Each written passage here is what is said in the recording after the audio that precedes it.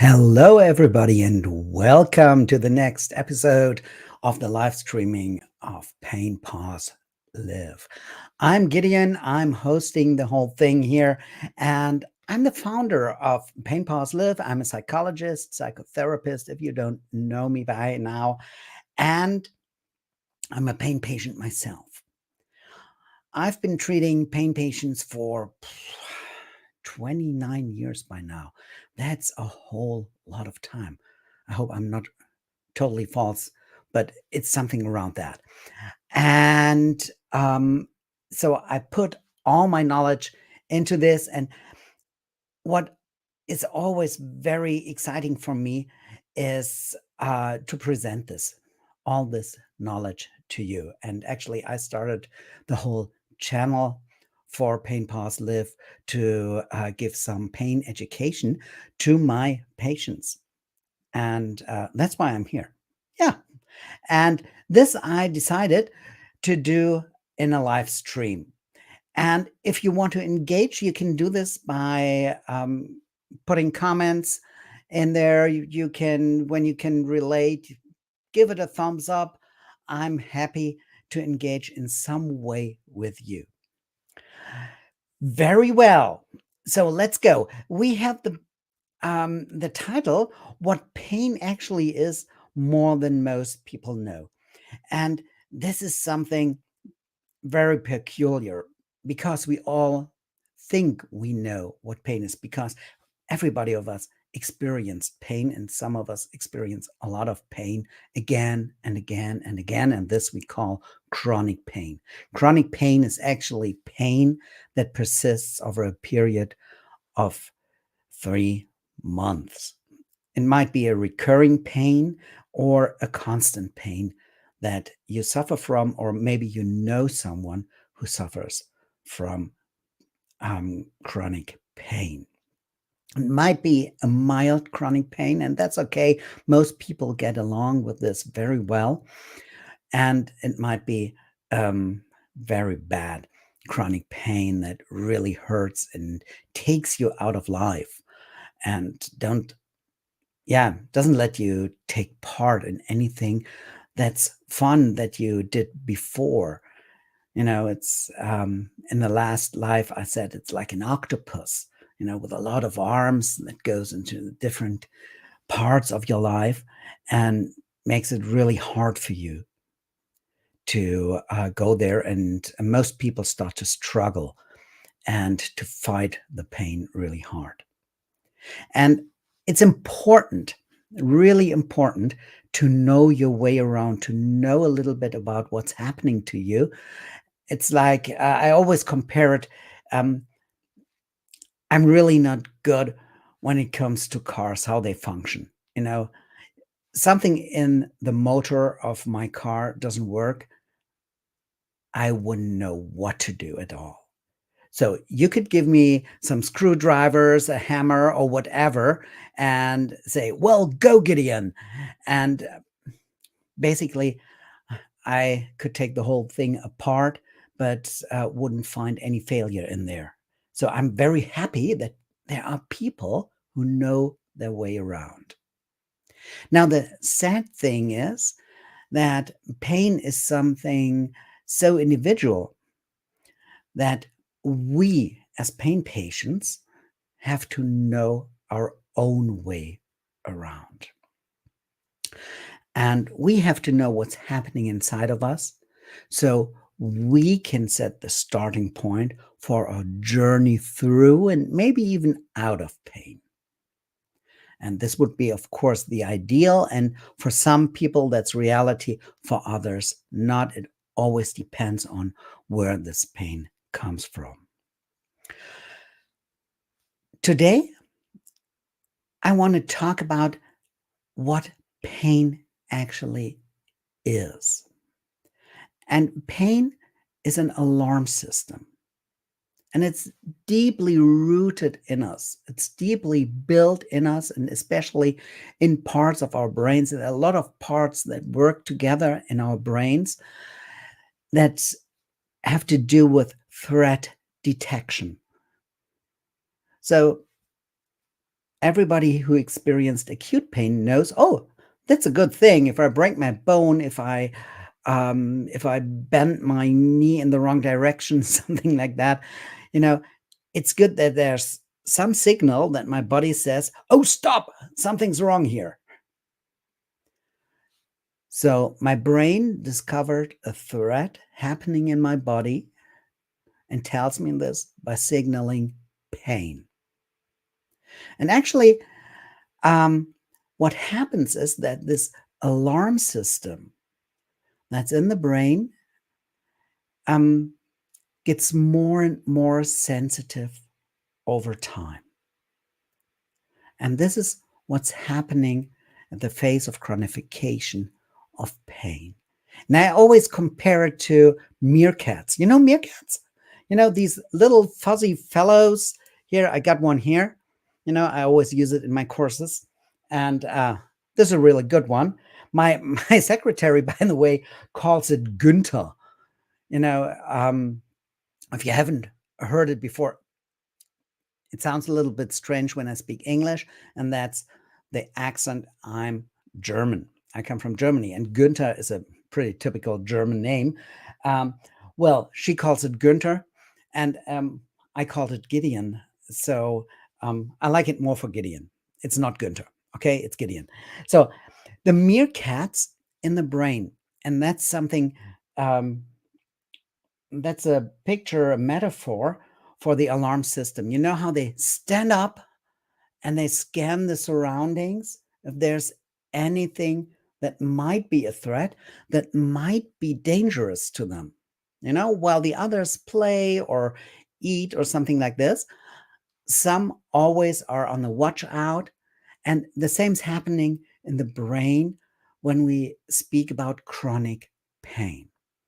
You know, there's some part or some parts always on the watch out. Is something dangerous happening? And if you suffer from chronic pain, you might know this. You know, it's like in the beginning, it has to be really tough things happening to you that pain comes up. And over time, you get more and more sensitive to it. And smaller things can give you more and more pain. This is a pretty typical development within chronic pain. And it's the reason for it is that our brain wants to pay more and more attention to potential threats that are coming along. So this is one part to really understand that there's nothing wrong or nothing, no disease in the brain or something like this, no sickness at all. It's just a normal thing how our brains learn to react to these dangerous things. And as we know today, the workings in our brains are pretty similar to those of people suffering from PTSD.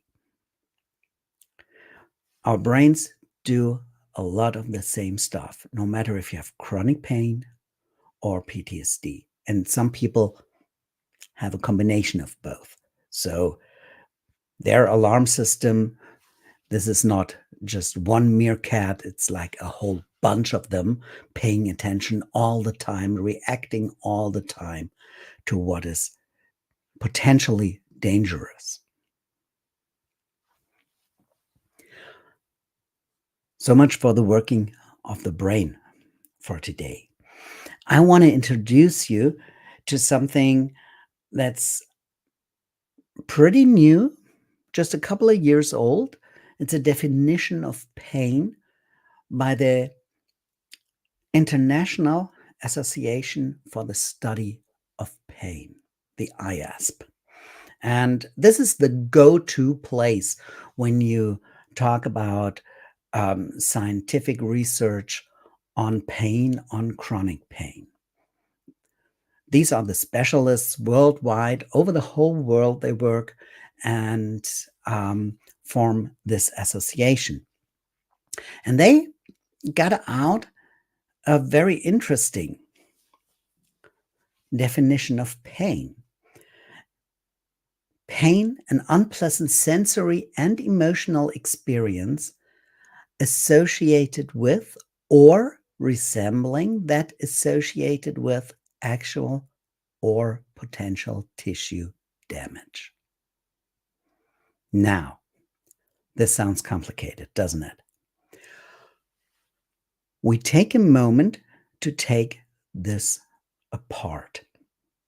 It's pretty easy to understand if you take the time for it, and we go through it bit by bit. First of all, it's said is an unpleasant sensory and emotional experience.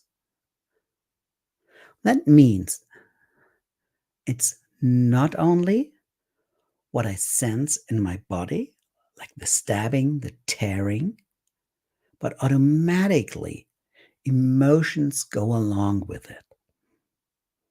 They're associated with it.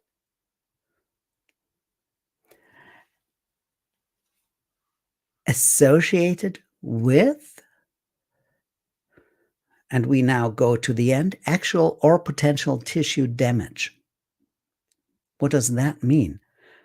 That means, and that's the real big thing that's standing here,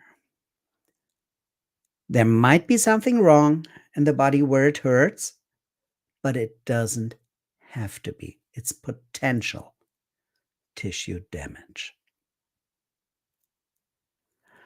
And it resembles or is associated with. Resembling means it doesn't have to be actually this. You just feel it. And it's not a just. Don't get me wrong here. The just might be horrible for you if you suffer from chronic pain. Now, people from the outside often don't understand what it means when people have flare-ups or a pain attack. And it's even worse. So if then the doctors or therapists say, well, we don't find anything there, it shouldn't hurt that bad. And when you look at this definition of pain, you see this is taken out. You don't have to find something where it hurts, and still it can hurt. And this is very much so because, and this is really the most important thing to take away from today, pain is in the brain. Your brain decides upon how you feel, how you react upon some sensory stimulation. And so it's your brain deciding if it hurts. There might be things in the body happening that make it very plausible and very, very, yeah, that make it plausible that this will happen. When I break my bone, when I get bruised, when I have an infection or some kind of immune reaction,